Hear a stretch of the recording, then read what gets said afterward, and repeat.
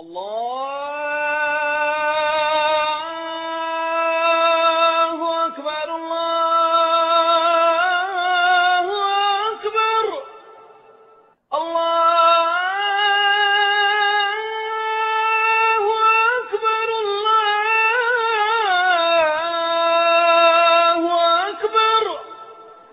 I was about to come across one of the most extraordinary human beings I'd ever encountered. A religious convert with true fire in his soul.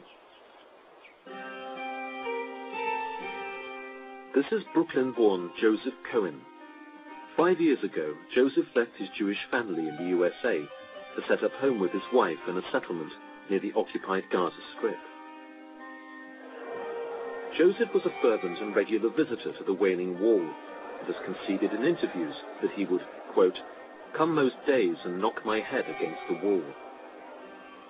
One night, Joseph was checking out a religious website. His life was about to change forever.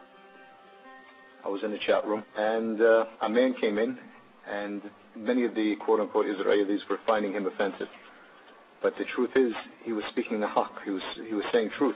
And I spoke to this guy the whole night, and I couldn't sidetrack him. You know, as a Jew, you learn to try to be cunning and how to push the people in your direction. I couldn't push this guy anywhere. He was hard as a rock.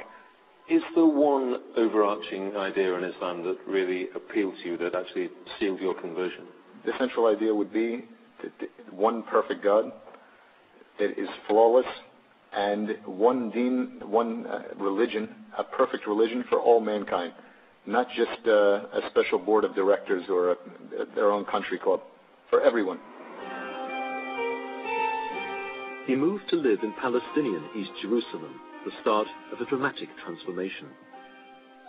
Joseph became Yusuf el-Khattab. His wife and 4 children all changed their names and their faith. His Jewish family, back in the States, were not exactly bowled over. What are your present state of relations with the family? Talaq, broken. Does that sadden you?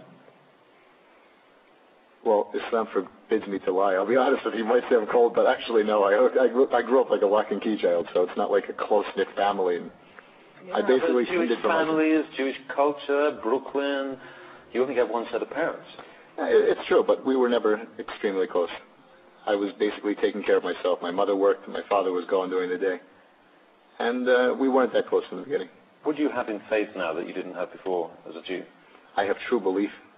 Why should I take anything you say seriously? I mean, you converted to a new faith on the internet. Who's to say that in 2 years' time you won't be a Roman Catholic like me and we'll both be going off to the Vatican to see the Pope? We should go to the Vatican. I have a duty to go there to give a message of Islam to the Pope too. But you have to what would happen to you if you renounced your... I would be killed, and this is one of the miracles of Islam. Why should you be killed? Why? Because it's clear in the Quran. There's no belief after disbelief. You can't go in and out. And every Muslim is warned this before they take Shahada. Is this what people say, since time is the only way out of Islam is death? That's the fact. But still, this is the miracle. It's still the fastest growing religion. Knowing this, people still accept it. Christians, Jews are still accepting Islam. I'm not surprised it's the fastest growing religion in the world when the penalty for leaving Islam is death. Renouncing the message of Islam, the sin of apostasy, is certainly a serious business, but many moderate Muslims would balk at Yusuf's views on the death sentence. Their view is that faith is a matter of personal assent, and point to one of the Quran's most celebrated texts to make their point. Surah 2, verse 256, there is no compulsion in religion.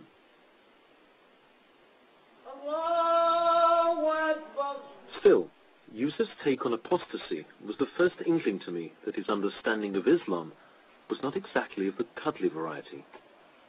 Yusuf made it clear that he's not a spokesman for his local mosque, but further conversations revealed that his views were very similar to those of a so-called Wahhabi, the kind of hardline political Islamist that one has come to associate with Saudi Arabia.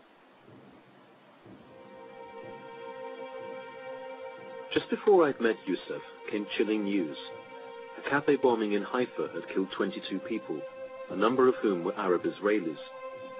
In the aftermath, it emerged that the bomber had been a young woman from the West Bank town of Jenin, and it made me wonder what Yusuf would make of it. I'm very proud of my sister, what she did last week. And inshallah, we have thousands more that are willing to do the same. Your sister was the suicide bomber? My sister in Islam, my sister in faith. And this is the biggest sacrifice that she gave. I mean, I've studied the Quran, I've looked at the hadith, the sayings of Muhammad, and it seems pretty clear to me that women and children are declared as innocent. Isn't restraint more important? Who has more restraint than the Palestinians? I mean, it's almost a joke that somebody like the Jews or the Christians can come to us here and tell the Muslims that you have to have restraint. After being beat up by guard points, after having me called filthy words in front of my kids, after being beat up, after being taken out of my house in the middle of the night in front of my kids, and they tell me to have restraint. Yusuf is blessed with 4 well-behaved and talented kids. I raised again the subject of the Haifa bombing that had resulted in the deaths of several young children. Surely as a father, that would induce some serious second thoughts. But his answer was the most chilling yet. This is really the best blessing for them, because a child that dies before 10 years old goes to Jannah. They're in paradise. It's a blessing to get killed on bus? Allah guides who He wants to Islam.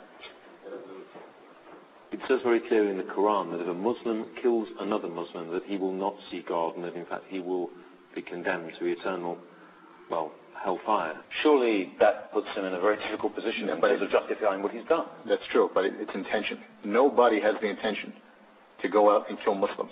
And that Muslim is a shaheed. Common sense. Who's going to be on that bus? No. And the common sense is it's going to be mostly Jews. That's common sense. Common sense to any Muslim here is that we don't go on buses. We don't go on Egged buses. Except the few that do, the exception. Do you believe in the concept of the innocent civilian in the state of Israel? Absolutely not. There is no innocent civilian. Every one of them goes in the army. Every one of them votes for a government that oppresses. So there is no compromise. We have nothing to offer them. What can we give them? Both he and I claim belief in God, yet it seemed we were living on different theological planets. سنخوض معاركنا معهم وسنمضي جموعا نردعهم ونعيد الحق المغتصب وبكل القوة ندفعهم وبكل القوة ندفعهم وبكل القوة ندفعهم